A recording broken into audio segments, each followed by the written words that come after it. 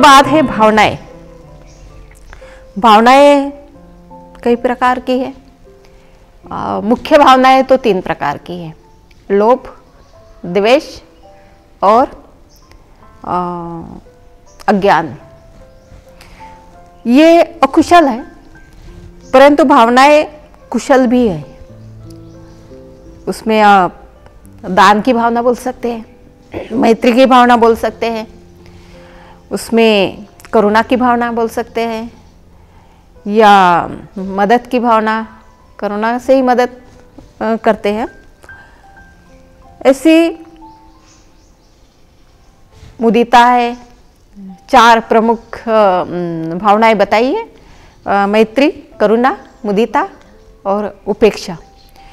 तो ये मैत्री की भावना हम मेत्ता भावना के ध्यान से विकसित कर सकते हैं, डेवलप कर सकते हैं, और हमारे अंदर का द्वेष कम कर सकते हैं उससे। और क्या होता है कि अगर ये भावनाएं हमारे अंदर मैत्री की भावना है तो दूसरों को मदद करेंगे, हम मित्रता से देखेंगे।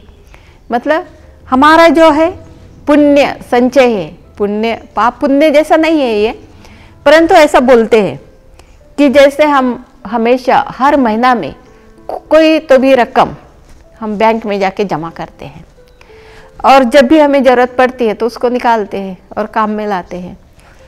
तो कुशल व्यवहार इस प्रकार है, पुण्य संचय जैसे है कि ये हमारे ऊपर कोई संकट आता है तो ये जो पुण्य संचय है हमारा, तो ये हमेशा काम आता है। और क्या होता है, सर्वसाधारण तरीके से इसको ज़्यादा महत्व नहीं देते, परंतु हमारी भावनाओं के ऊपर हमें कार्य करने के लिए इस प्रकार का विचार हमने करना चाहिए कि हमारी भावनाओं को हमने कुशल भावनाओं में परिवर्तित करने के लिए कार्य करना चाहिए। हमने यही पंचशीलों में यही बताया है ना कि हिंसा के विरोध में क्या है, मैत्री है। चोरी के विरोध में दान है। और काम जो तीसरा जो सील है, कामे सुमिच्छाचार वैरमणि, तो उसमें है शांति, सादगी तथा संतुष्टि का पालन। इंसान अगर शांत है, संतुष्ट है, सादेपन से रहता है, तो हमें उसके हाथ से कभी अनुचित व्यवहार नहीं होगा, किसी का नुकसान नहीं करेगा, वो किसी को तकलीफ नहीं देगा और लोग सुरक्षित रहेंगे। तो इस प्रकार की जो भावनाएं हैं। और चौथा है झूठ नहीं बोलना। तो उसके अपोजिट जो है कि हमेशा सच बोलिए। सच बोलना इतना आवश्यक है दुनिया में, क्योंकि झूठ बोलते बोलते लोग विश्वास खो बैठे हैं। अभी आसानी से कोई भी किसी के ऊपर विश्वास नहीं करता। थोड़ी देर सोचना पड़ता है कि ये इंसान ये बता रहा है तो ये सच है या झूठ है, या कुछ इसका कुछ उसमें मतलब है, मतलब निकालना चाहता है वो।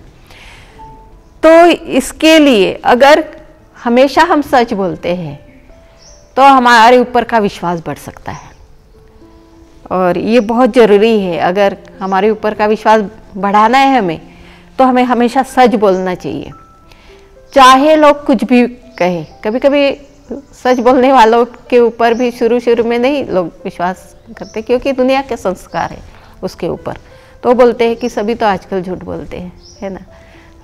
तो हमने इस बात से दुखी नहीं होना है, हमने अपने रास्ते से चलना है, हमने सच ही बोलना है। तो ये सच बोलना है, झूठ के अपोजिट। और बाद में 5वां, नशापान नहीं करना चाहिए। कोई भी नशापान हो, नशापान नहीं करना चाहिए, क्योंकि उसमें हमारा नुकसान है, हमारे परिवार का नुकसान है, हमारा आर्थिक नुकसान है उसमें, और पूरा मतलब हमारा जीवन ही दुखमय हो सकता है उसमें। ना हम सुख से रह सकते हैं, ना हमारा परिवार सुख से रह सकता है, और इससे समाज भी बहुत मतलब दुखी है। समाज पे भी उसका परिणाम हो सकता है। और इसीलिए ये पांचों शील ये भावनाओं को निर्माण करने में, तो इसीलिए शीलों का मतलब बहुत गंभीरता से हमने पालन करना चाहिए। तो हमारी भावनाएं कुशल होनी चाहिए, मैत्री की होनी चाहिए, दान की होनी चाहिए, करुणा की होनी चाहिए, मुदिता की, दूसरों के आनंद में हमने भी आनंदी होनी चाहिए। ये बौद्ध शिक्षा है कि हमने दान की भावना विकसित करनी चाहिए। दान की भावना नहीं है इसलिए हम दूसरों की चोरी करते हैं, दूसरों से पैसे लेते हैं, पैसों के बदले काम करते हैं, उसको भ्रष्टाचार बोलते हैं ना ये। और बाद में कामनाएं हैं। कामनाएं जैसे कामनाएं मतलब ऐसा होता है कि मन है ये, हम अभी तक मन तो महसूस करता है ना हर चीज को। तो हमारा मन कैसे है, हमेशा कुछ तो भी चाहता है, हमेशा ये चीज चाहिए वो चीज चाहिए। अगर अच्छी चीज है तो हमें चाहिए, हमें अच्छी नहीं चाहिए तो हमें उसके बारे में हमारे मन में द्वेष उत्पन्न होता है, हम उसको बाजू हटा देते हैं। तो ये कामनाएं है, या द्वेष की भावना हो या मैत्री की भावना हो। अगर मैत्री की भावना है, मदद कर रहे वो ठीक है, परंतु उसमें से भी कुछ हमारी ये है क्या, हमारा मतलब निकालने के लिए कुछ कर रहे हैं क्या। मैत्री तो दिखा रहा है सामने वाला व्यक्ति, परंतु अगर बहुत मित्रता से बात कर रहा है परंतु कुछ काम निकालना चाहते है वो, तो वो कामनाएं है, लोभ की भावना है वहाँ पे। तो लोभ की भावना तो हमारे बौद्ध जीवन जीने के लिए अच्छी नहीं है।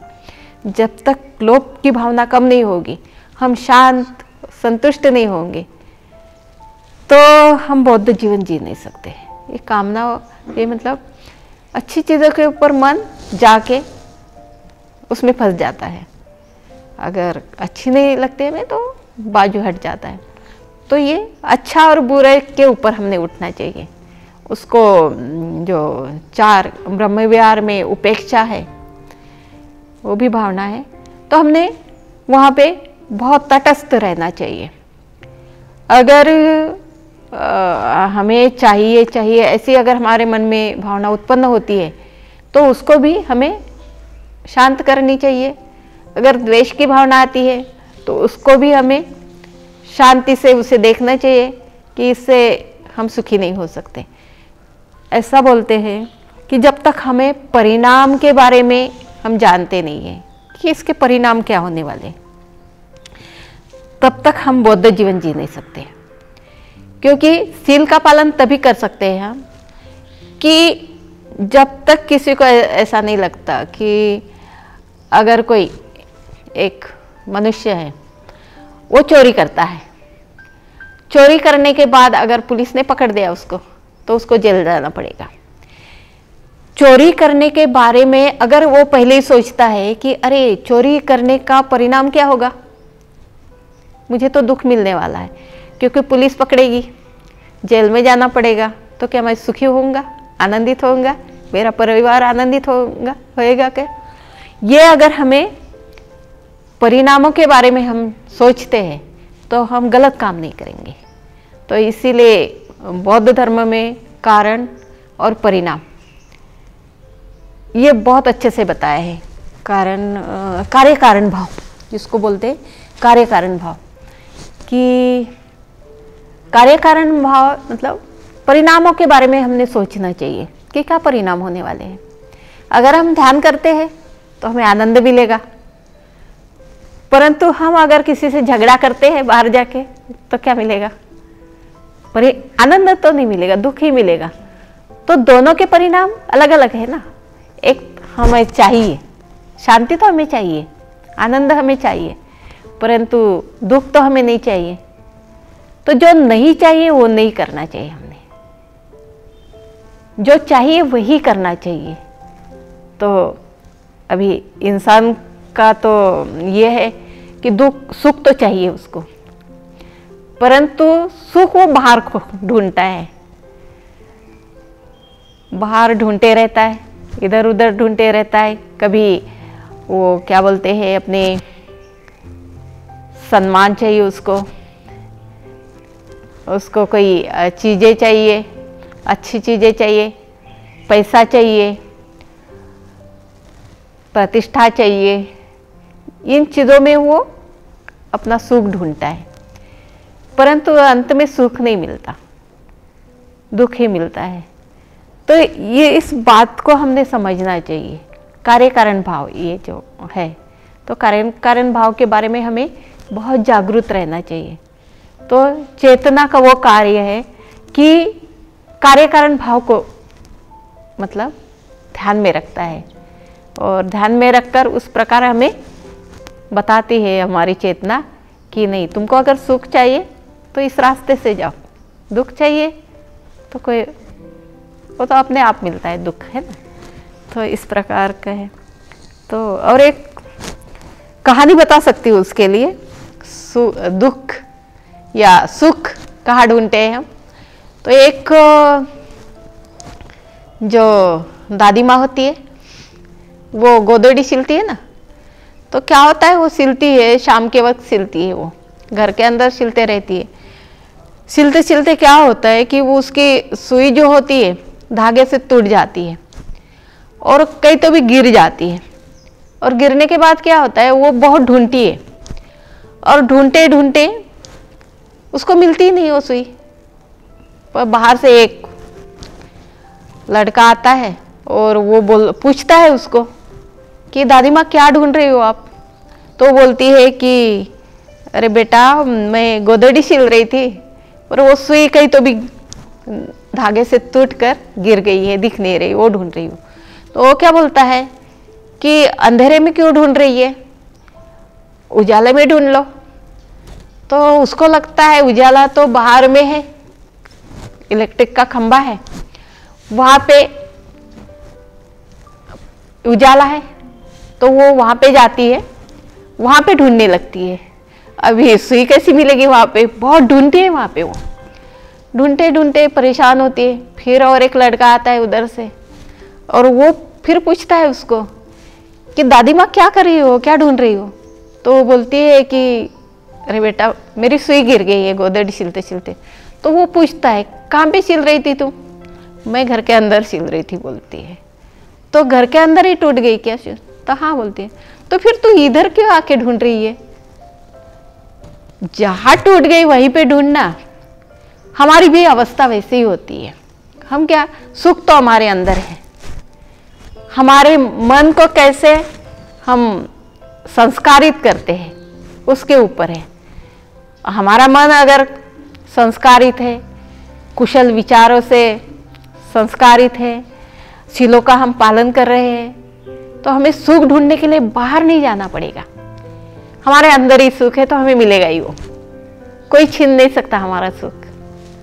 पर हम वो समझ नहीं पा रहे हैं, हम बाहर में चीज़ों में ढूंढ रहे हैं हम सुख, और वो हमें मिलता ही नहीं है। मनुष्य बहुत अशांत हो गया है। अभी परिवार में कलह उसी के कारण देख रहे हैं हम, समाज में उसी के कारण कलह हो रहे हैं, और देश के बारे में तो कुछ बता नहीं है ना। तो इस प्रकार की अवस्था है। तो बुद्धि धर्म की कितनी आवश्यक है, बौद्ध धर्म की कितनी आवश्यकता है, बौद्ध धर्म समझने की कितनी आवश्यकता है, बौद्ध धर्म को जीवन में उतारने की कितनी आवश्यकता है। जब तक हम अभ्यास नहीं करते, बुद्ध धर्म के बारे में अभ्यास नहीं करते, या हमारे मन के बारे में अभ्यास नहीं करते, तब तक हम सुखी नहीं हो पाएंगे, और केवल हम बौद्ध करके जीवन जीते रहेंगे। पर जो हमारा मतलब ध्येय है वो नहीं, हम उस ध्येय तक हम नहीं जा पाएंगे। और इसीलिए हमें इन बातों के ऊपर ध्यान देना बहुत जरूरी है। आज ज्ञान ज्योति जी ने हमें मन के प्रशिक्षण के बारे में बताया। सुख उसका ही एक सार है, बुद्ध धम्म में धम्मपद, उसमें यमक वग्गो। सभी धर्म पहले मन से उत्पन्न होते हैं। मन ही मुख्य है, वे मनोमय है। जब आदमी मलिन मन से बोलता व कार्य करता है तब दुख उसके पीछे पीछे वैसे ही हो लेता है जैसे गाड़ी के पहिए बैल के पैरों के पीछे पीछे। और जब आदमी स्वच्छ मन से बोलता व कार्य करता है तब सुख उसके पीछे पीछे वैसे ही हो लेता है जैसे कभी साथ न छोड़ने वाली छाया आदमी के पीछे पीछे। यही बात आज ज्ञान ज्योति जी ने हमें बताया है। ज्ञान ज्योति जी, आपने हमें इतनी अच्छी जानकारी दी मन के प्रशिक्षण के बारे में, इसके लिए मैं आपको बहुत बहुत धन्यवाद करती हूँ, पुण्यानुमोदन करती हूँ।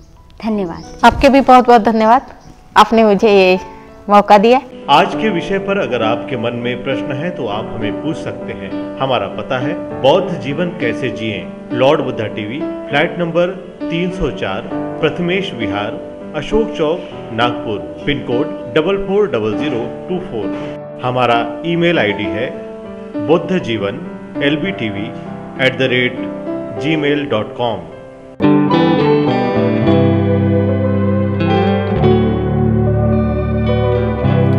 बौद्ध जीवन कैसे जिए। और जब हम खुद को बौद्ध कहते हैं ना कि जब हम बुद्धं शरणं गच्छामि बोलते, धम्मं शरणं गच्छामि बोलते, संघं शरणं गच्छामि बोलते, तब जब हम बुद्धं शरणं गच्छामि बोलते तो बुद्धं शरणं गच्छामि का मतलब यही होता है कि मैं बुद्ध के जैसे बनना चाहती हूँ या बुद्ध के जैसे बनना चाहता हूँ।